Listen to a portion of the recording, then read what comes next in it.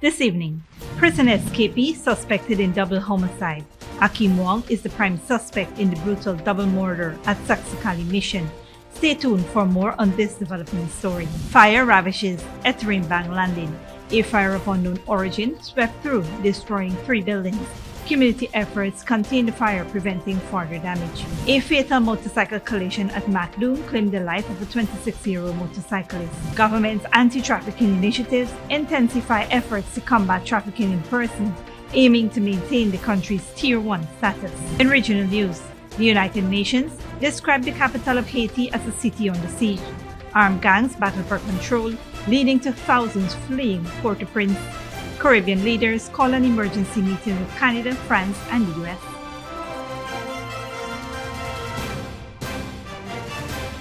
Welcome to this broadcast of Channel 2's Headline News Update for March 11, 2024. I am Baby Bacchus. Thank you for joining us.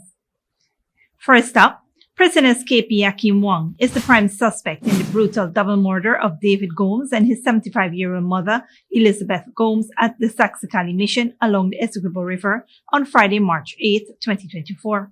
Wong, who is serving a 15-year sentence for a sexual assault, reportedly escaped from the Mazaruni prison in Region 7 on February 14. The victims, David Gomes, a 49-year-old driver from Durban Street, Workmanville, Georgetown, and his elderly mother, Elizabeth, were discovered brutally chopped to death. The incident occurred between 5 p.m. and 8 p.m., according to reports from police headquarters. Initial investigations suggest that Gomes, his mother, and his 6-year-old son had visited the community to tidy up their home and surroundings. Around 3 p.m., the suspect, believed to be Akim Wong, visited the Gomes residence and asked for food and directions. The child recounted that Wong was given food and spent time with the family before abruptly arming himself with a cutlass and attacking David Gomes. Elizabeth Gomes intervened but was also severely chopped during the altercation. Despite being injured by Gomes, the suspect managed to flee the scene after attempting to wash away the blood upon hearing a boat approaching. Investigations reveal that Wong was seen in the area and is believed to be responsible for the murders. Crime scene technicians noted that both victims sustained multiple chop wounds, particularly to their heads. Their bodies are presently at Bartica, awaiting post-mortem examinations as investigations continue. On a different note, a fire of unknown origin ravaged through the Etterimbang landing, Upper Cayuni River, during the early hours of Sunday, March 10th. The incident destroyed 3 wooden buildings. According to one resident of Etterimbang landing, around 3 a.m. he noticed the fire erupting from the circuit board area of his 2-story building, which has 10 rooms. The man attempted to extinguish the flames with water, but was unsuccessful as the fire quickly spiraled out of control, engulfing his building and 2 other abandoned structures nearby. The valiant efforts of several individuals who rallied with water pumps contained the fire and prevented it from spreading to additional buildings. There were no reported casualties. At this time, the estimated value of damages remains unknown. Authorities are, however, actively investigating the cause of the fire. Here are some tips when dealing with an electrical fire. Keep calm and avoid panic. Safely turn off power supply to affected areas if possible. If you have a suitable fire extinguisher, use it from a safe distance. Never use water on an electrical fire. If the fire is spreading or you can't control it, evacuate immediately. Call for help, dial 912 to report the fire. Never use water on electrical fire as it can worsen the situation. Allow trained firefighters to handle the situation and do not re-enter the area until it is declared safe. Remember, safety is always the top priority. In other news, police authorities are currently probing a tragic accident that claimed the life of 26-year-old motorcyclist Domel Trim last night on the public road at Macdoom, East Bank, Demerara. The fatal accident involved a collision between Trim's motorcycle and a motor lorry GAE 2805 owned by Guyana Shore-Based Incorporated and driven by 24-year-old Nikhil Higgins from Sparring Dam Housing Scheme, East Coast, Demerara. Preliminary investigations indicate that the motor lorry was traveling east on Rome Access Road to proceed east across Macdoom Public Road. As it approached the junction, traffic ranks halted vehicles traveling south and north on both carriageways to allow the lorry to cross. At the same time, a group of motorcyclists was heading south on the eastern drive lane of the carriageway. Trim attempted to overtake the line of stationary vehicles and collided with the rear of the motor lorry, causing him to fall on the road and skid into the lorry's rear right side wheel. As a result of the collision, Trim sustained several injuries to his body. He was rushed to the Georgetown Public Hospital. Unfortunately, he succumbed to his injuries while receiving treatment. His body lies at the Georgetown Public Hospital mortuary awaiting a post-mortem examination as investigations into the circumstances are ongoing. Stick around when we return. Government intensifies efforts to combat human trafficking, and scores march on Sunday for a ceasefire in Gaza.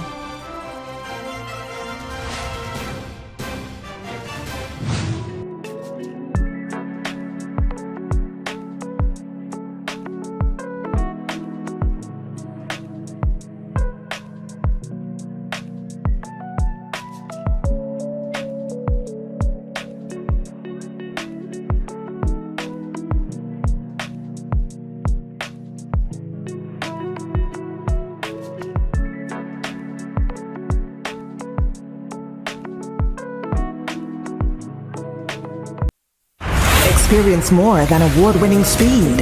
Way more. Get the best that LTE has to offer on Digicel, officially the fastest mobile network in Guyana. Ookla, the company behind Speedtest, recognizes Digicel as the best mobile network in Guyana. With the best LTE experience and the fastest data speeds, experience it all with Digicel, the award-winning network for everyone, everywhere. Good girl forget things.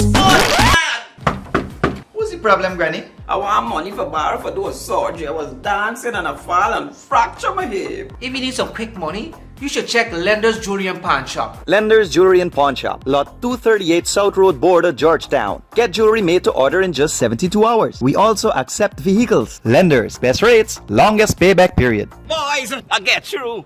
Plus, I could dance again. Lender's Jewelry and Pawn Shop.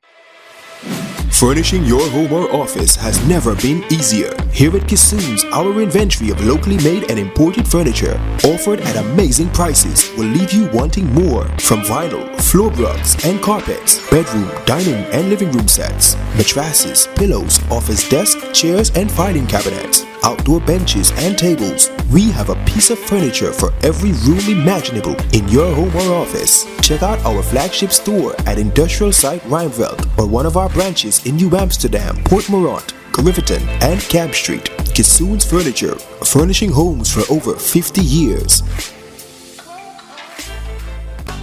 Sneakily with a gift of sight from Modern Optical Services.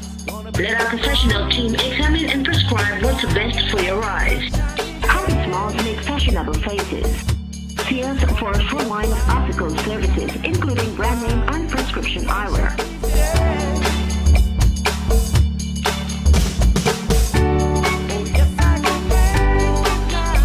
Modern Optical Services, 316 Middle Street, Georgetown, telephone 226-1082.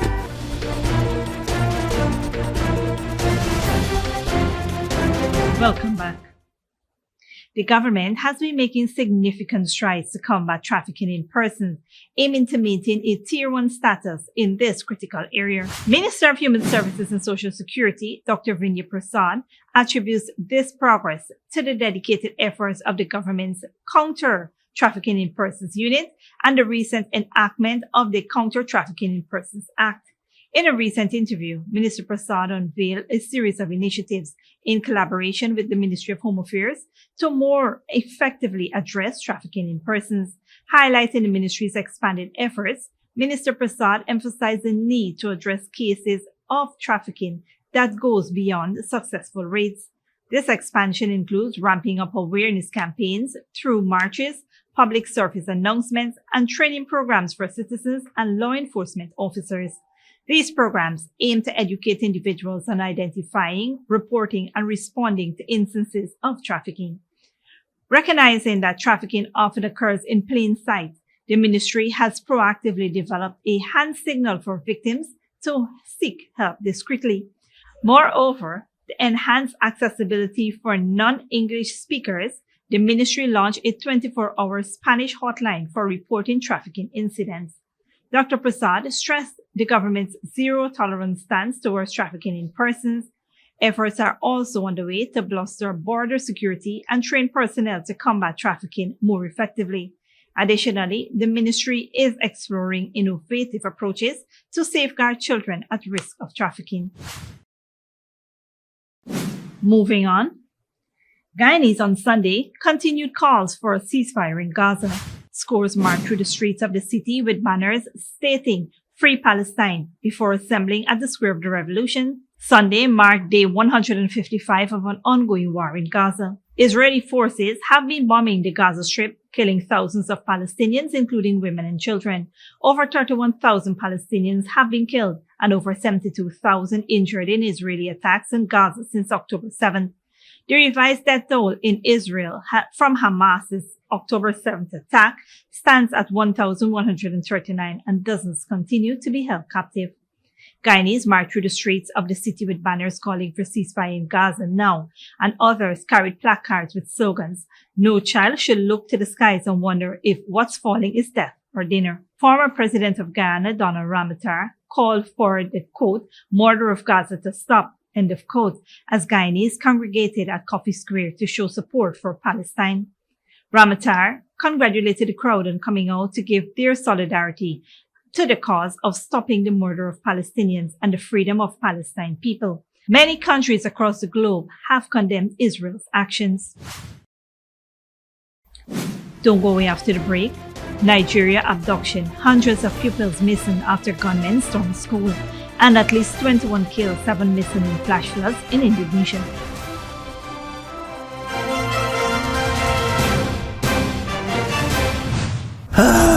Not a single bar of service.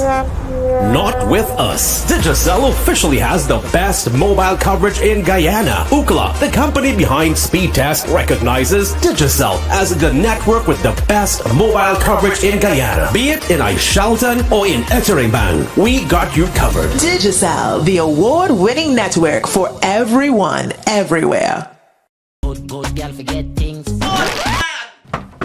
What's the problem, Granny? I want money for borrow for those surgery. I was dancing and I fall and fracture my hip. If you need some quick money, you should check Lender's Jewelry and Pawn Shop. Lender's Jewelry and Pawn Shop, lot 238 South Road Border, Georgetown. Get jewelry made to order in just 72 hours. We also accept vehicles. Lender's, best rates, longest payback period. Boys, I get through. Plus, I could dance again.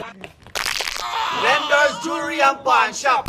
Sneakily with a gift of sight from Modern Optical Services. Let our professional team examine and prescribe what's best for your eyes. Our smiles make fashionable faces. See us for a full line of optical services, including brand name and prescription eyewear.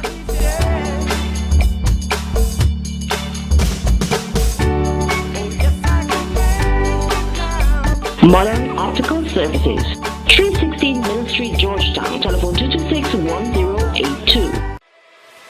Furnishing your home or office has never been easier. Here at Kissoon's, our inventory of locally made and imported furniture, offered at amazing prices, will leave you wanting more. From vinyl, floor rugs and carpets, bedroom, dining and living room sets, mattresses, pillows, office desk, chairs and filing cabinets, outdoor benches and tables. We have a piece of furniture for every room imaginable in your home or office. Check out our flagship store at Industrial Site Rijnveld or one of our branches in New Amsterdam, Port Morant, Riverton and Camp Street. Kissoon's Furniture, furnishing homes for over 50 years.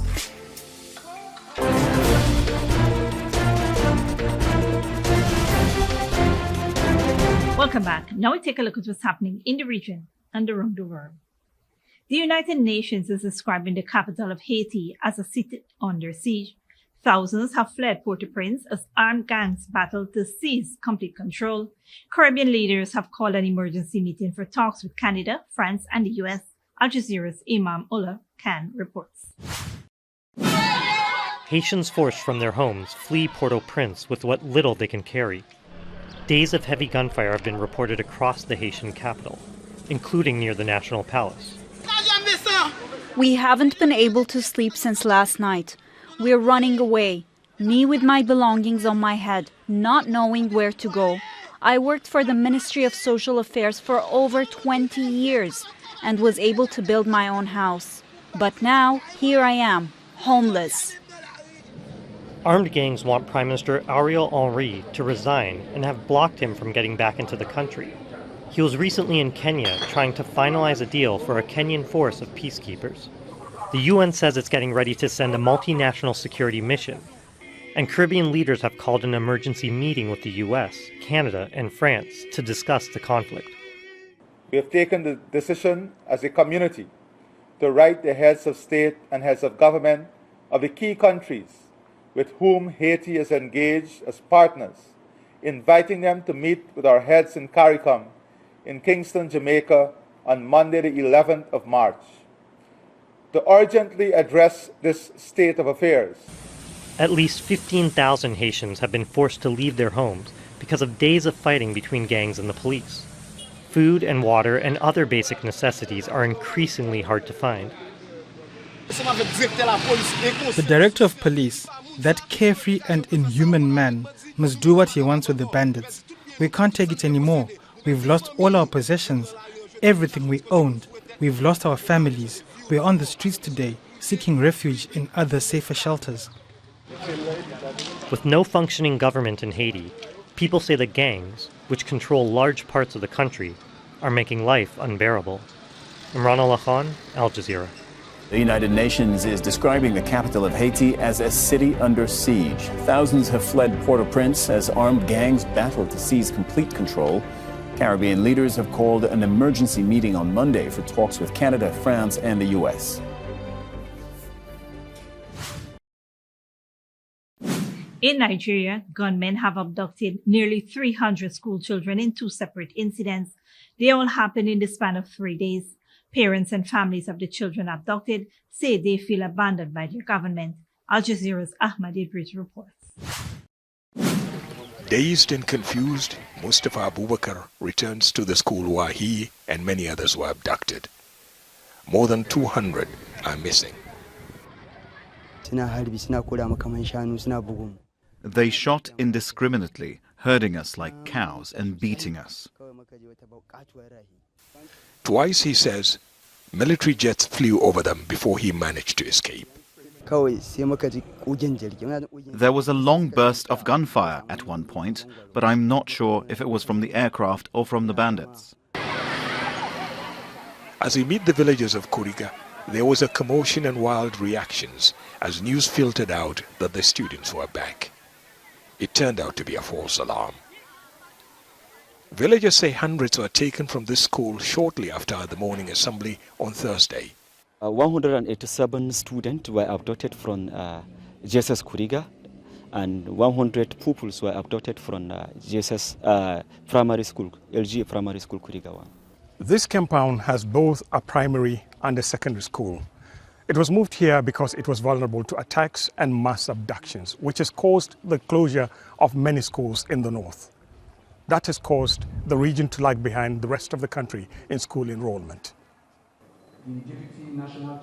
That's got the government and aid agencies worried about the future of millions of children in Nigeria. Be rest assured that the president is equal to the task. The very essence of the existence of government is to secure the lives of properties within the ocean. Villagers say the Kuriga abduction was carried out by more than 100 so-called bandits who occupy vast forested areas of northwest Nigeria. The mass abduction came days after more than 100 displaced persons were kidnapped by an armed group affiliated to ISIL in northeast Nigeria. Nigeria's president has ordered the military to rescue them immediately, but the armed forces are struggling to deal with various emergencies all across the country. Vigilance service cannot have access to most of those weapons. Back in Kuriga, the Abubakar family, who had 5 children in the school, are shaken. There is no peace or peace of mind in this family. None in the village. We hardly eat or sleep. We only come home in daytime and find a safer place to stay the night. That's our lives since the abduction. It's clear why gunmen are powerful in these parts. There is little or no government presence. Along a once busy highway, entire villages have been ransacked by armed groups. This child asks the whereabouts of his brother taken from the Kuriga school. His father tries unsuccessfully to comfort him, reflecting the general mood in this shattered community. Ahmed Idris, Al Jazeera, Kuriga, Northwest Nigeria. A landslide in Indonesia has killed at least 21 people. Heavy rains and flooding triggered the disaster. The downpour also caused a river to burst its banks. Rescue teams are searching for survivors on the island of Sumatra. Al Jazeera's Hamza Mohammed reports. This is the aftermath of days of torrential rain in Indonesia's West Sumatra. Homes flooded and roads turned into rivers. Emergency services are scrambling to save stranded families. More than 70,000 people have been evacuated. This is undoubtedly the worst flood in about 5 years. It was extraordinary and unexpected. After decades in this city, this is the first time it has been exceptionally intense. Damage to roads and bridges are making rescue difficult. The joint team was expanded in the south coast area to 14 affected areas. There is a search for 7 people. Some residents have started to clean their homes, but they are still coming to terms with the cause of the natural disaster. Thankfully, my motorcycle was saved by putting it on an elevated place. As for the rest, everything in this room was submerged by the current. With more rains expected in the next few days, people could be forced out of their homes again. Hamza Mohammed, Al Jazeera. This brings us to the end of the regional and global news coverage. Up next is the 3rd weather forecast.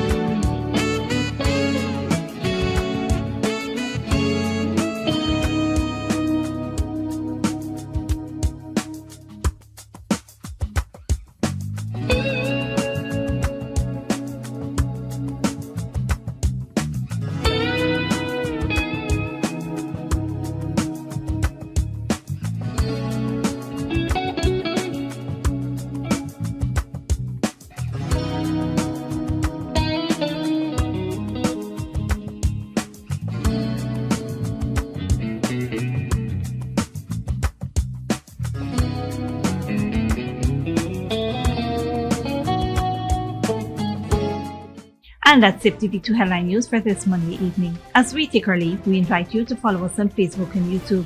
You can tune in tomorrow at 6:30 a.m. for rebroadcast and at 7 p.m. for more news. Until then, please take care of yourself and each other.